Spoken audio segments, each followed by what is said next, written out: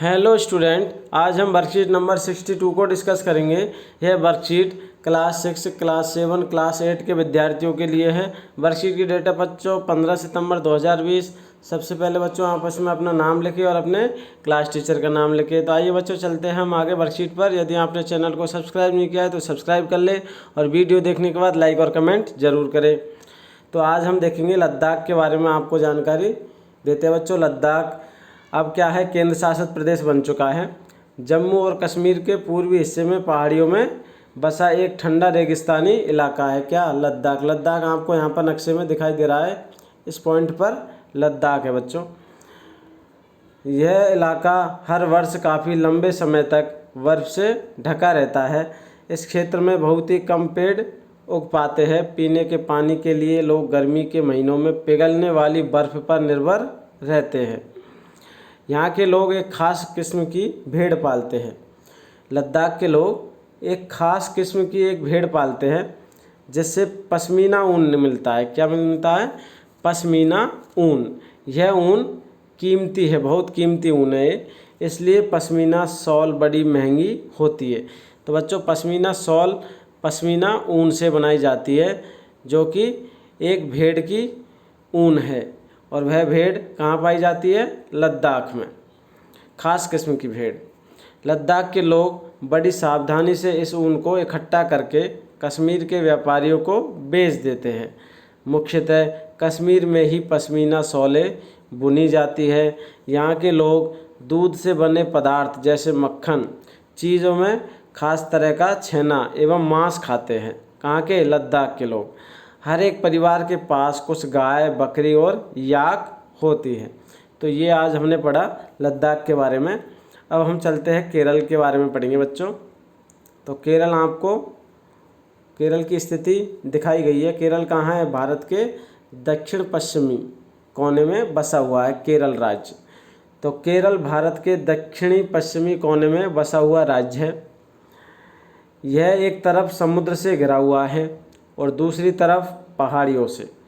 इन पहाड़ियों पर विविध प्रकार के मसाले जैसे काली मिर्च, लौंग, इलायची आदि उगाए जाते हैं। इन मसालों के कारण यह क्षेत्र व्यापारियों के लिए बहुत ही आकर्षक बना। सबसे पहले अरबी एवं यहूदी व्यापारी केरल आए। ऐसा माना जाता है कि ईसा मसीह के धर्मदूत संत थॉमस लगभग 2000 साल पहले यहाँ आए। भारत में ईसाई धर्म लाने का श्रेय उन्हीं को जाता है। भारत में ईसाई धर्म लाने का श्रेय किन्हें दिया जाता है? संत थॉमस को।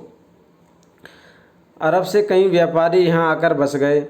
इब्न बतूता ने जो करीब 700 साल पहले यहाँ आए थे, कहाँ? भारत, अपने यात्रा वृत्तांत में मुसलमानों के जीवन का विवरण देते हुए लिखा कि मुसलमान समुदाय की यहाँ बड़ी इज्जत थी। वास्को डी गामा पानी के जहाज़ से यहाँ पहुँचे। कहाँ पहुँचे? कालीकट बंदरगाह पर। तो पुर्तगालियों ने यूरोप से भारत तक का समुद्री रास्ता जाना। इस प्रकार बच्चों यहाँ आज आपने पहले लद्दाख के बारे में जानकारी प्राप्त की, फिर केरल के बारे में और नक्शे में उनकी क्या स्थिति है राजनीतिक नक्शे में, उसे आपने जाना। अब हम देखते हैं अगला। इसके से हमें कुछ प्रश्न दिए गए बच्चों, उन्हें हमें हल करना है।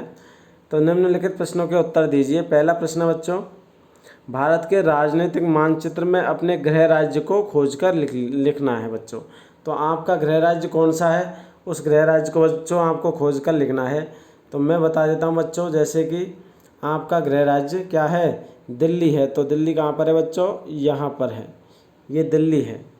दिल्ली की स्थिति यहाँ पर है नक्शे में, तो आप दिल्ली यहाँ पर लिख दोगे। इसके बाद सेकंड क्वेश्चन है बच्चों, अपने गृह राज्य के विषय में, यानी हमने यहाँ पर दिल्ली को टिक किया है। इसके दिल्ली के बारे में हम कुछ रोचक जानकारी इकट्ठी करके लिखेंगे। तो आप इस प्रकार लिख सकते हैं बच्चों। उत्तर क्या लिखना है बच्चों आपको? दिल्ली भारत का एक केंद्र शासित प्रदेश है जिसका आधिकारिक नाम राष्ट्रीय राजधानी क्षेत्र दिल्ली है। दिल्ली का इतिहास उतना ही पुराना है जितना कि भारत का। केवल मुग़ल और ब्रिटिश भारत के समय में ही नहीं बल्कि दिल्ली का उल्लेख महाभारत काल में भी मिलता है। तब इसे इंद्रप्रस्थ के नाम से जाना जाता था। महाभारत काल में दिल्ली को इंद्रप्रस्थ के नाम से जाना जाता था। यह वही शहर था जिसे कृष्ण की अगुवाई में पांडवों ने बसाया था। आज आम बोलचाल की भाषा में जिस शहर को दिल्ली के नाम से जाना जाता है वह भारत का केंद्र शासित प्रदेश है। क्या है? केंद्र शासित प्रदेश, जिसमें भारत की राजधानी नई दिल्ली भी मौजूद है और नई दिल्ली क्या है? एक जिला भी है। तो इस प्रकार आपको अपने गृह राज्य के बारे में जानकारी इकट्ठी करके लिखनी है। अगला प्रश्न है बच्चों, भारत विविधता में एकता वाला देश है, वर्णन कीजिए। भारत विविधता में एकता वाला देश है, वर्णन कीजिए। तो आपको वर्णन इस प्रकार करना है। उत्तर इस प्रकार है, भारत में विविधता में एकता की प्रसिद्ध अवधारणा बिल्कुल सटीक बैठती है। विविधता में एकता का अर्थ है अनेकता में एकता। कई वर्षों से इस अवधारणा को साबित करने वाला भारत एक श्रेष्ठ देश है। भारत एक ऐसा देश है जहाँ पर विविधता में एकता देखने के लिए ये बहुत स्पष्ट है, क्योंकि अपने धर्म के लिए एक दूसरे की भावनाओं और भरोसे को बिना आहत किए कई कई धर्मों और नस्लों और संस्कृतियों और परंपराओं के लोगों का एक साथ रहते हैं। कहाँ? भारत में। विश्व में भारत सबसे पुरानी सभ्यता का एक जाना माना देश है, जहाँ वर्षों से कई प्रजातीय समूह एक साथ रहते हैं। भारत विविध सभ्यताओं का देश है, जहाँ लोग अपने धर्म और इच्छा के अनुसार लगभग 1650 भाषाएं और बोलियों का इस्तेमाल करते हैं। संस्कृति, परंपरा, धर्म और भाषा से अलग होने के बावजूद भी लोग यहाँ पर एक दूसरे का सम्मान करते हैं। साथ ही भाईचारे के ढेर सारी भावनाओं के साथ एक साथ रहते हैं। लोग पूरे भारत की धरती पर यहाँ वहाँ रहते तथा भाईचारे की एक भावना के द्वारा जुड़े होते हैं। अपने राष्ट्र का एक महान चरित्र है। क्या है वो चरित्र? विविधता में एकता। और यही भारत की क्या है? विशेषता है, जो इंसानियत के एक संबंध में सभी धर्मों के लोगों को बांध के रखता है। इस प्रकार बच्चों आपको तीसरे प्रश्न का आंसर लिखना है और भी इसमें आप एक्स्ट्रा जोड़ सकते हो। तो बच्चों आज की एक्टिविटी में बस इतना ही। आशा है आप सभी को आज की एक्टिविटी समझ में आ गई होगी कि किस प्रकार आपको आज की एक्टिविटी हल करनी है।